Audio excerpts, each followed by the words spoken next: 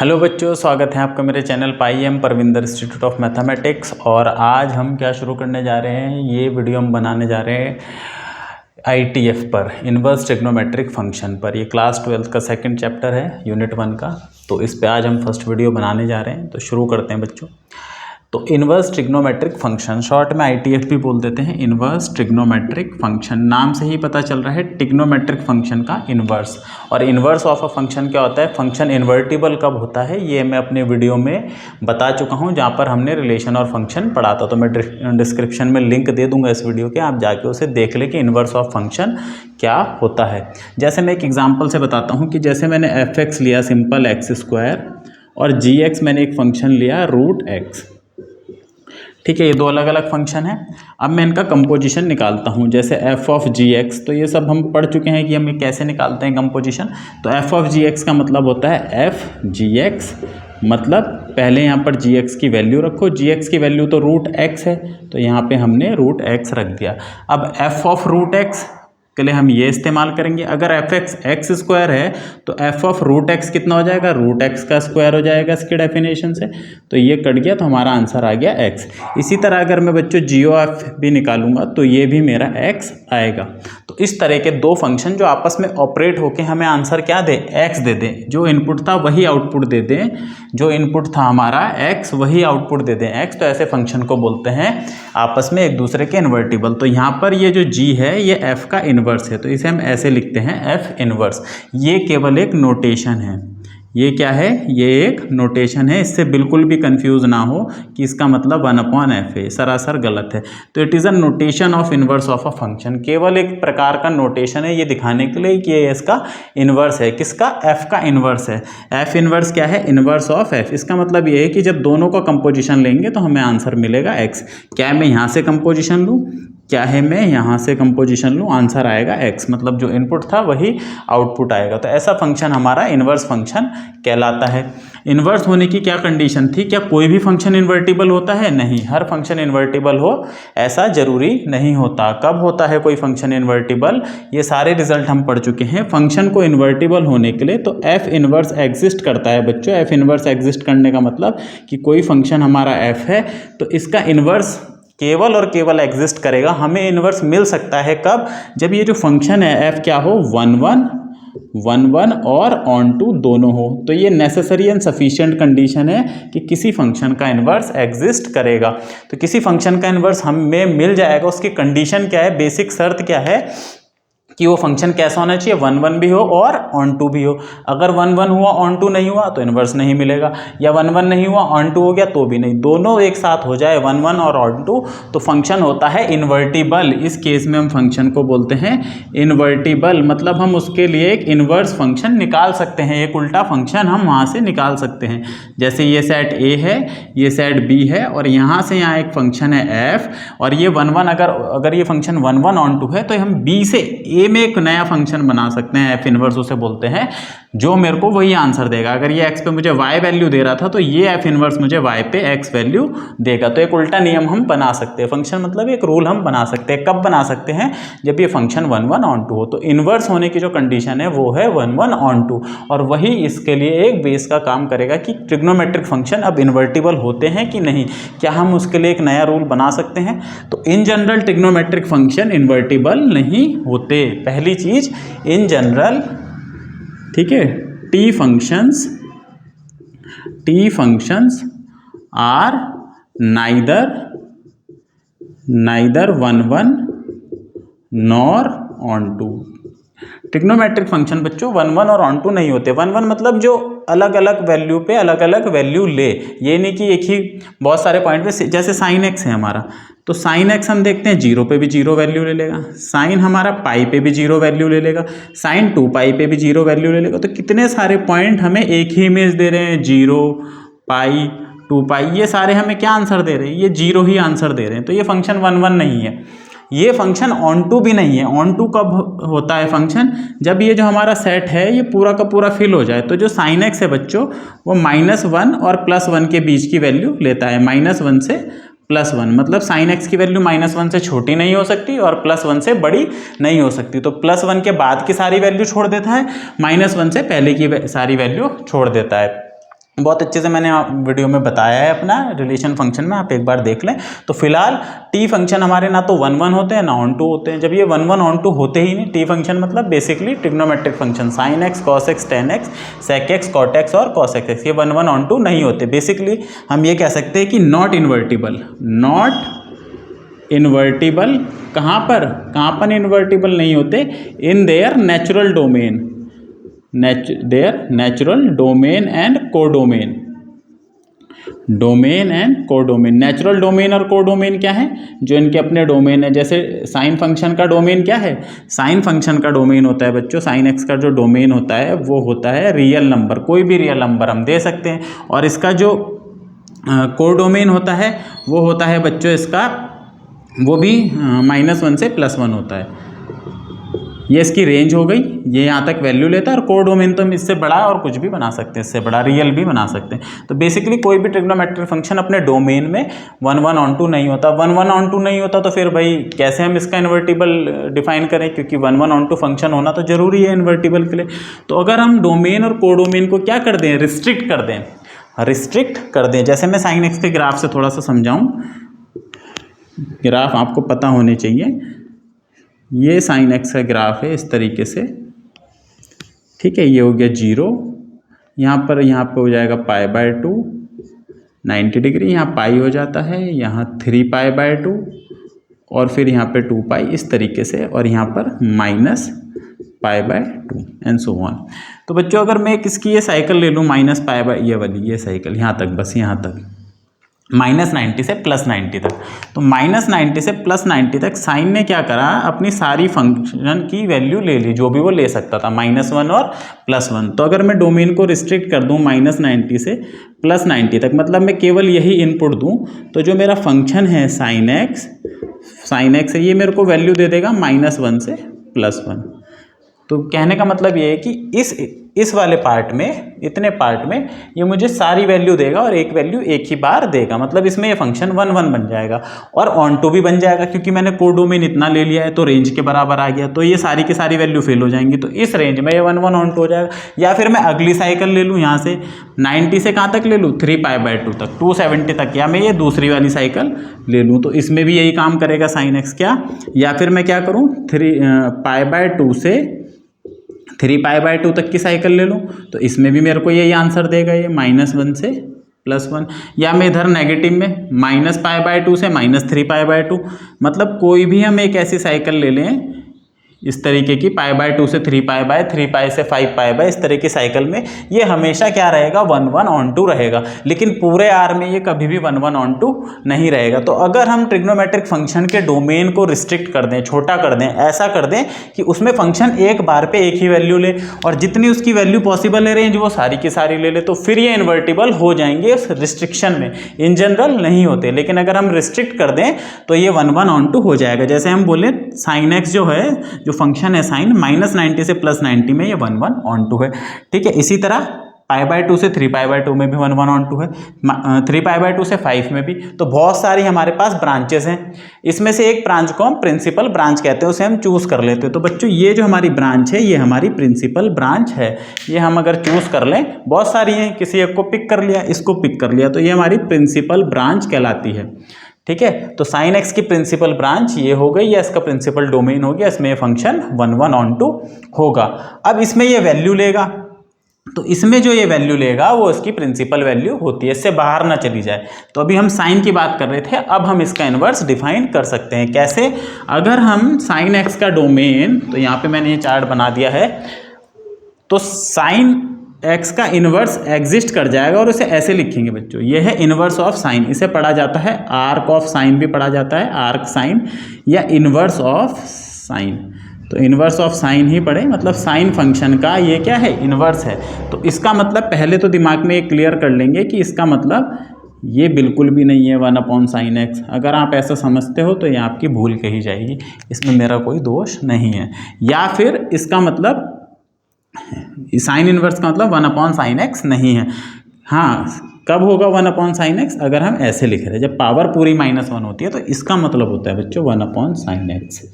ठीक है, तो इससे कंफ्यूज, ये केवल एक नोटेशन है, दिमाग में डाल लो, नोटेशन है। किस चीज़ की नोटेशन है? इनवर्स फंक्शन की। किसके इनवर्स की? साइन के इनवर्स की। इसी तरह कॉस के इनवर्स की नोटेशन है। तो हमारा जो फंक्शन है sin x, अगर हम इसका डोमेन ये रखें -π/2 से, मैं साइन की बात कर रहा हूँ अभी, इनवर्स की नहीं, sin x का डोमेन ये रखें और इसके जो कोडोमेन है या रेंज है वो ये रखें साइन का, तो ये फंक्शन हमारा 1/(1/2) हो गया। तो इस केस में हम इसका इनवर्स डिफाइन कर सकते हैं, मतलब यहाँ से नया, यहाँ एक नया फंक्शन डिफाइन कर सकते हैं जिसका नाम होगा इनवर्स ऑफ साइन, और जिसे हम डिनोट करेंगे ऐसे। तो कब ये इन्वर्टिबल हो जाएगा? अगर साइन का डोमेन ये ले ले और कोडोमेन ये ले ले। लेकिन जब हम इनवर्स डिफाइन करेंगे तो ये हमारा डोमेन बन जाएगा इनवर्स का और ये कोडोमेन। तो साइन इनवर्स एग्जिस्ट करता है अगर हम उसका डोमेन ये ले लें और कोडोमेन ये ले लें। ठीक है, तो साइन इनवर्स हमारा फंक्शन हो गया, इसका डोमेन ये बनेगा। डोमेन में मतलब हम वैल्यू ये देंगे। एक चीज़ बच्चों ध्यान दो, जब हम साइन एक्स लिखते हैं तो ये जो एक्स होता है ये हमारा एंगल होता है। जैसे मैं 90 रखता हूँ, 360 रखता हूँ, 45 रखता हूँ, और यहाँ पे मुझे जो मिलता है वो नंबर मिलता है, नंबर है ना। यहाँ पे आंसर क्या मिलता है? रियल नंबर मिलता है, जो कि -1 और +1 के बीच में होता है। लेकिन जब हम इन्वर्स की बात करेंगे तो सब उल्टा हो जाएगा। उल्टा मतलब अब यहाँ पर हम नंबर रखते हैं, क्योंकि फंक्शन अब यहाँ से यहाँ आ रहा है, और आंसर में मुझे मिलेगा एंगल।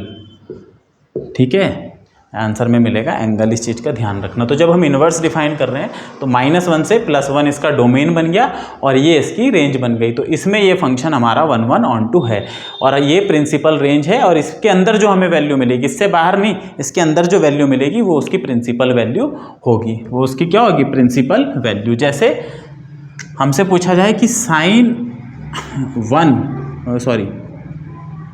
साइन थीटा अगर 1 है तो थीटा क्या क्या होगा? तो थीटा बच्चों 90 हो सकता है। ठीक है ना, 3π/2 हो सकता है, बहुत सारे एंगल हो सकते हैं, 2π + π/2, 5π/2 हो सकता है। इतने सारे एंगल हमें मिलेंगे, बहुत सारे।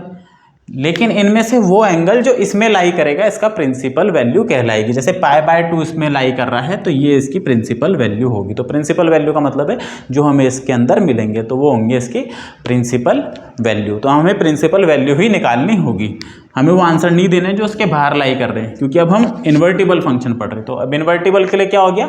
साइन इनवर्स का डोमेन -1 से +1, उसकी रेंज -90 से +90। कॉस इनवर्स की भी जो डोमेन है वो -1 से +1, मतलब कॉस भी जो है -1 से छोटा नहीं हो सकता और +1 से बड़ा नहीं हो सकता। इसकी रेंज 0 से π। tan इनवर्स तो सारी वैल्यू लेता है, -∞ से +∞ सारी वैल्यू लेता है, तो उसे हम रियल नंबर बोल देते हैं। रियल नंबर भी लिख देते हैं और ऐसे भी लिख देते हैं, -∞ से +∞, जो भी आपको अच्छा लगे। ओपन इंटरवल -90 से +90, साइन का ओपन इंटरवल हो गया भाई। 90 नहीं रख सकते, 90 पे इन्फिनिटी आएगी वैल्यू, इन्फिनिटी कभी हम लेते नहीं। ठीक है, तो ओपन रखते हैं वैल्यू। कॉट इनवर्स x, इसका भी डोमेन R है, इसकी रेंज 0 से π, इसका ओपन इंटरवल। सेक इनवर्स, अगर सेक और कोसेक आपको याद हो तो सेक x और कोसेक x जो है ये ऐसे फंक्शन है जो कभी भी -1 और +1 के बीच की वैल्यू नहीं लेते, या तो -1 से छोटी वैल्यू लेते हैं या +1 से बड़ी वैल्यू लेते हैं। तो जो ये -1 हो गया, ये 1 हो गया। तो ये जो सेक और कोसेक हैं ये 1 से लेके या तो इधर की वैल्यू लेते हैं या -1 से लेके इधर की वैल्यू लेते हैं, बीच की वैल्यू कभी नहीं लेते। तो इसका जो डोमेन बनेगा वो R-, ये ओपन इंटरवल हमने हटा दिया, यहाँ तक का ओपन इंटरवल है, क्योंकि 1 तो ये वैल्यू ले लेता है, 90 पे 1 ले लेता है। इसी तरह कोसेक इनवर्स का डोमेन ये है। रेंज क्या है बच्चों? रेंज ये जो हमारी कॉस वाली है 0 से π, उसमें से 90 हटा दिया। 90 क्यों हटा दिया? अगर आप सेक को देखें तो वो 1/cos होता है और cos 90 पे कभी डिफाइन नहीं होता है ना, तो 90 इसमें से हटा दिया। सिमिलरली कोसेक में से 0 हटा दिया, क्योंकि 1/sin कोसेक का होता है, तो 1/sin अगर मैं इसमें 0 रखूँ तो ये नॉट डिफाइन हो जाएगा, तो इसलिए इसमें से 0 भी हट गया। तो ये इनके डोमेन और ये इनकी रेंज है, प्रिंसिपल रेंज है, इसी में हमें आंसर देना होगा। ठीक है, तो आओ देख लेते हैं कुछ क्वेश्चन इन पे कैसे करने हैं। तो मैंने कुछ एग्जाम्पल लिखे हैं समझाने के लिए। जैसे हमारा लिखा है साइन इनवर्स 1/2, आप सीधा भी आंसर दे सकते हो, और अगर आप एक ही मेथड लगाओ तो ज़्यादा अच्छा रहेगा। तो मैं आपको बताऊंगा कि भाई आप यही मेथड लगाओ जैसे मैं इसे कर रहा हूँ। इसको आप हमेशा थीटा या x मान लो। आगे भी हम जितनी प्रॉब्लम करेंगे ये मेथड हमेशा काम कर जाएगा। फॉर्मूले याद रखने की ज़रूरत हमें कम से कम पड़ती है, वैसे फॉर्मूले भी याद होने चाहिए, लेकिन इस मेथड से हम हमेशा अपना काम चला लेंगे। कहीं भी फंसेंगे तो इस मेथड से ही काम चल जाएगा। तो साइन इनवर्स 1/2 की मेरे को वैल्यू निकालनी है, कितनी होती है, वैसे तो पता है 45 पे होती है, फिर भी साइन एक्स, ये साइन इधर चला जाता है, या ऐसा करते हैं हम दोनों तरफ ऑपरेट कर देते हैं इसका इन्वर्स। दरअसल होता ही है, हम दोनों तरफ इन्वर्स ले लेते हैं। तो साइन इन्वर्स का इन्वर्स साइन होता है, तो दोनों तरफ साइन ले लिया। तो भाई ये दोनों एक दूसरे को कैंसिल आउट करते हैं, काट के नहीं दिखाना है। कुल मिला के हमें रिजल्ट ये मिल जाता है इतना, ठीक है, क्योंकि ये दोनों मिलकर के आइडेंटिटी फंक्शन बनाते हैं। तो जो इनपुट होता है वही आंसर। तो साइन एक्स आ गया हमारा 1/√2। अब 1/√2 कहाँ होता है, 45 पे होता है, π/4 पे, 3π/4 पे। लेकिन हमें आंसर कौन सा लेना है, जो हमें इसके बीच में मिलेगा, क्योंकि हमें प्रिंसिपल आंसर वो देना है वैल्यू। तो x = बच्चों हम यहाँ से लिख देंगे π/4। ठीक है, सीधा भी लिख सकते थे आप, इसका आंसर सीधा भी लिख सकते हो कि π/4 है। आगे तो जब हम यूज़ करेंगे सीधा ही करेंगे, तो फिलहाल अभी हमें ऐसे करना है। इसी तरह साइन इनवर्स -1/2, तो हम इसका आंसर साइन इनवर्स -1/2, अगर हम इसको थीटा ले लें या x ले लें, तो यहाँ से हम सीधा लिखेंगे कि भाई साइन x = -1/2 है। रिजल्ट ये है कि अगर साइन इनवर्स x को हमने y मान लिया है, तो साइन y हमारा x हो जाता है। ये साइन इनवर्स से इधर जाके साइन बन जाता है। जाता तो नहीं है, लेकिन ऐसे आप समझ सकते हो, लिख भी सकते हो, कोई दिक्कत है नहीं। तो ये हो गया। अब ये वैल्यू कब होती है, -1/2 कितनी होती है, -π/6 पे भी होती है ना, और पे भी होती है। तो हमें वो वैल्यू लेनी है जो इसके बीच में मिलेगी। तो -π/6 इसके बीच में लाई कर रहा है, ये -90 से +90 है, -90 से +90, तो -30 हमें इसके बीच में मिल जाएगा। तो इसका आंसर बच्चों हम सीधा यहाँ से लिख सकते हैं, x = -π/6। मतलब इसकी जो वैल्यू है साइन इनवर्स -1/2 की, वो -π/6 है। ठीक है, कॉस इनवर्स -1/2 वाला देखते हैं। ये थोड़ा सा अच्छा क्वेश्चन है, इससे थोड़ा सा समझ में आएगा। तो कॉस इनवर्स -1/√2, तो इसको बच्चों मैंने मान लिया, सपोज थीटा मान लिया, तो मेरा यहाँ से क्या आ जाएगा, कॉस थीटा = कितना आ जाएगा, -1/√2 आ जाएगा।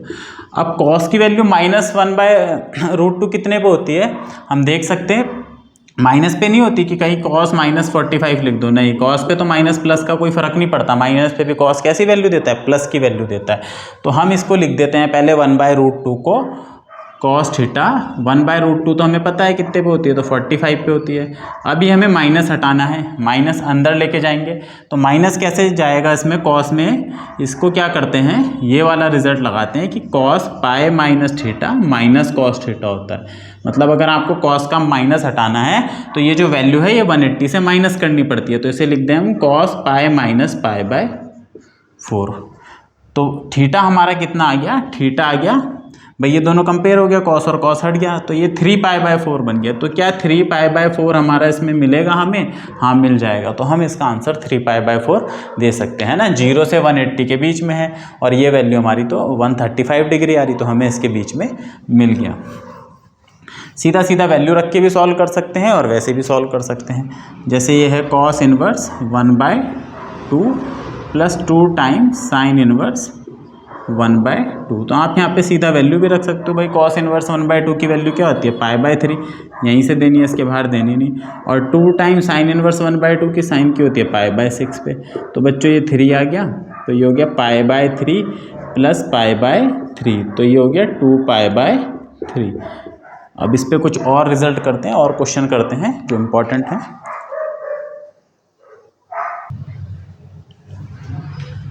बच्चों मैंने कुछ और प्रॉब्लम लिखी है जो आपको समझाने में हेल्प करेगी कि आखिर इनका अब कैसे हमें यूज़ करना है। तो जैसे ये है cos इनवर्स cos 7π/6, तो यहाँ पर cos और cos हम डायरेक्ट काटेंगे या नहीं काटेंगे, या इसका आंसर सीधा ऐसे लिखेंगे, ये डिपेंड करता है कि ये जो हमें वैल्यू है ये हमारी प्रिंसिपल वैल्यू में आ रही है या रेंज में आ रही है कि नहीं। जैसे cos की रेंज अगर हम देखें तो 0 से π, मतलब 0 और π तक का जो आंसर आएगा वो है, अगर उससे बाहर निकल गया तो फिर हम नहीं लिख सकते।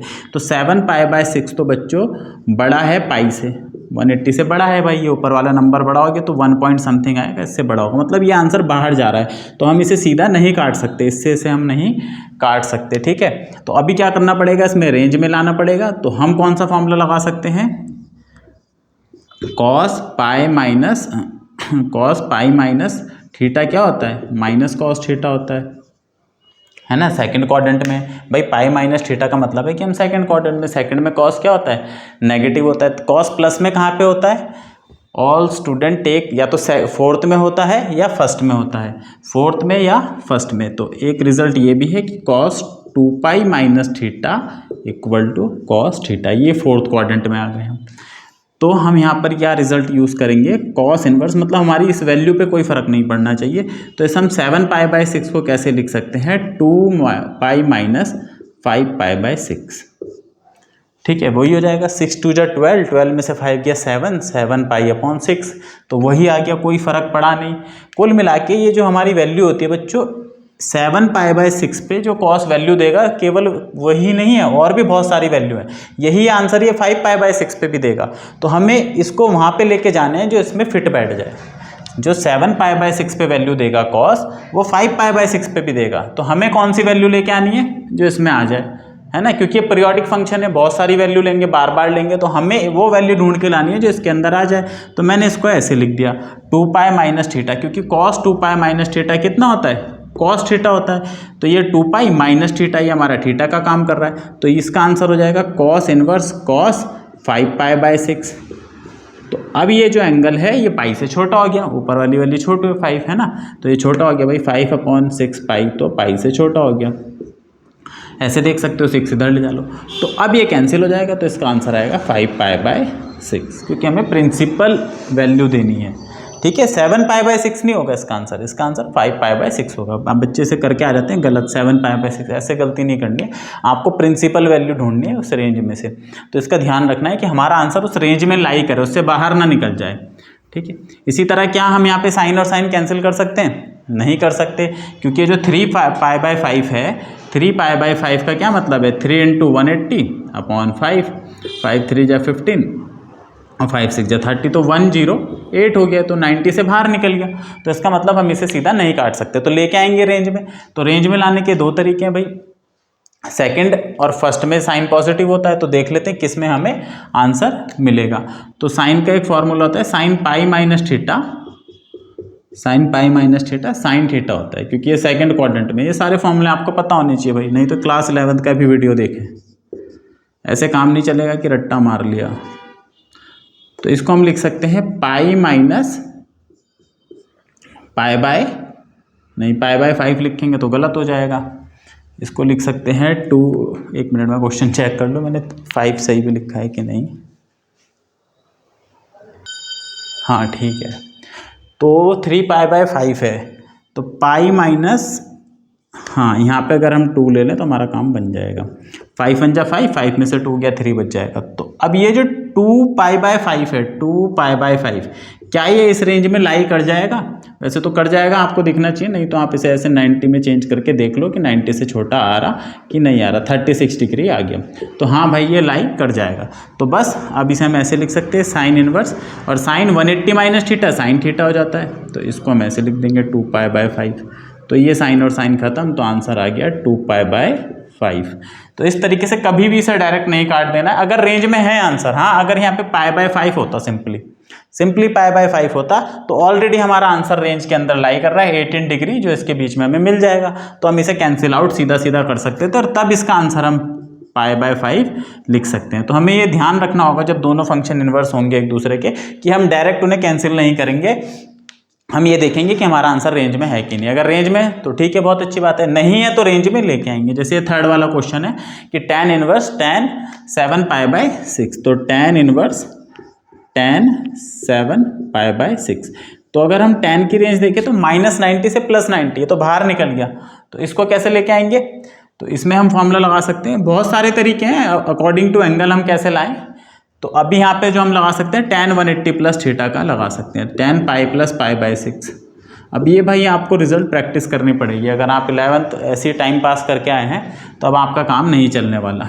ठीक है, वहाँ आपने बहुत टाइम वेस्ट करा कि ये कैसे याद है। बच्चों हम जब पढ़ते थे तो हम खुद भी पढ़ते थे, बहुत डिटेल में पढ़ते थे, तब भी याद रहते थे, और अब तो पढ़ा पढ़ा के नॉर्मली चीज़ें बहुत ज़्यादा याद हो जाती हैं। आपको पढ़ना पड़ेगा, टाइम देना पड़ेगा कि ये रिज़ल्ट कैसे समझ में आएगा, ये याद नहीं है, वो याद नहीं है, तो ये तो भाई आपको ही टाइम देना पड़ेगा। तो अभी tan 7 पाई बाय 6, तो इसको लिख दिया tan 180 प्लस थीटा, तो tan 180 प्लस थीटा मतलब पाई होता है 180, तो थर्ड क्वाड्रेंट में निकल गए, 180 में कुछ जोड़ दिया हमने थोड़ा सा, तो वैल्यू पे फर्क नहीं पड़ेगा, थर्ड में tan पॉजिटिव हो जाता है। तो ये अब इसको लिख सकते हैं tan इनवर्स tan π/6, तो tan 180 प्लस थीटा, क्योंकि tan थीटा ही होता है, उस पर कोई फर्क नहीं पड़ता। तो ये tan और tan खत्म हो जाएगा, तो इसका आंसर π/6 आ गया, क्योंकि अभी रेंज में आ गया, तो ये इसका आंसर हो जाएगा। तो ये इस पर कुछ प्रॉब्लम थी, आज की वीडियो में यही समाप्त करूंगा। कल मिलेंगे इनकी प्रॉपर्टी के साथ, या नेक्स्ट वीडियो में मिलेंगे, कल थोड़ी मिलेंगे। तब तक के लिए बाय बाय। मेरे चैनल को लाइक करें, सब्सक्राइब करें। Thank you so much.